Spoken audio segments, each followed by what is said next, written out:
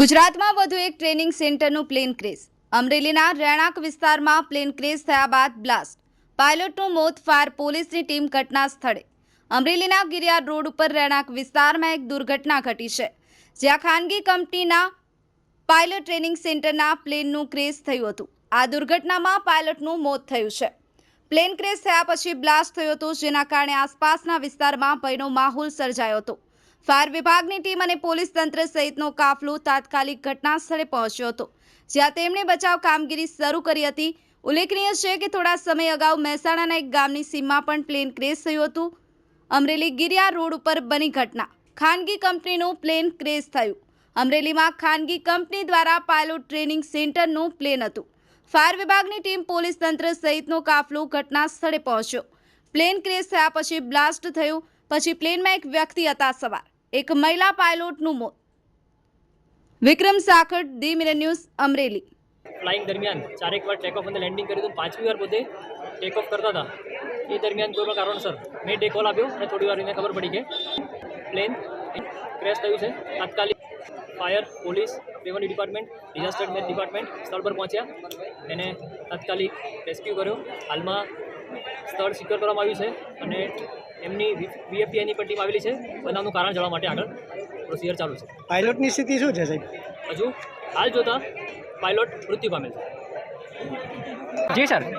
આજ રોજ 8:30ની આસપાસના સમયગાળા દરમિયાન અમરેલી એરપોર્ટની અંદર ચાલી રહેલી ટ્રેનિંગ ઇન્સ્ટિટ્યૂટના એરક્રાફ્ટની ક્રેશ થવાની દુર્ઘટના હતી, જેની ટેલિફોનિક જાણ ફાયર એન્ડ સર્વિસ અમરેલીના કંટ્રોલ રૂમની અંદર કરતા તાત્કાલિક 3 મિનિટ અને 22 સેકન્ડની અંદર અમારી ટીમ દ્વારા એપ્રોચ કરવામાં આવેલો હતો. એપ્રોચ કરતાની સાથે રેસ્ક્યુ ટીમ દ્વારા અંદર એક પાયલોટ ફસાયેલા હતા, જે પાયલોટને બહાર કાઢી અને 108ને સોંપવામાં આવેલા હતા અને સંપૂર્ણપણે આગ પર કાબુ મેળવી લેવામાં આવેલો હતો. હાલના તબક્કે આ એરિયાને કોર્ડન કરી અને આ કોર્ડન કરીને એરક્રાફ્ટની અંદર ઘણા બધા એવા ઇક્વિપમેન્ટ્સ હોય છે કે જેની અંદર મેસેજ પણ આવતા હોય છે. તો બ્લેક બોક્સને ગોતી અને અત્યારે અમે વહીવટીતંત્રને સોંપવાના પ્રયત્નો અમે ચાલુ છે. સર, આ રહેણાંક વિસ્તારથી આજુબાજુમાં સર્ચ કરવામાં આવ્યું કંઈ કોઈને બીજી નુકસાન ઈજા થઈ હોય? આ એરિયા રેસિડેન્શિયલ એરિયા શાસ્ત્રીનગર છે, જેના કારણે સર્ચિંગ કરતાં એક પાછળથી ફેટલ થયું હોય એવું અમને જોવા મળેલું છે.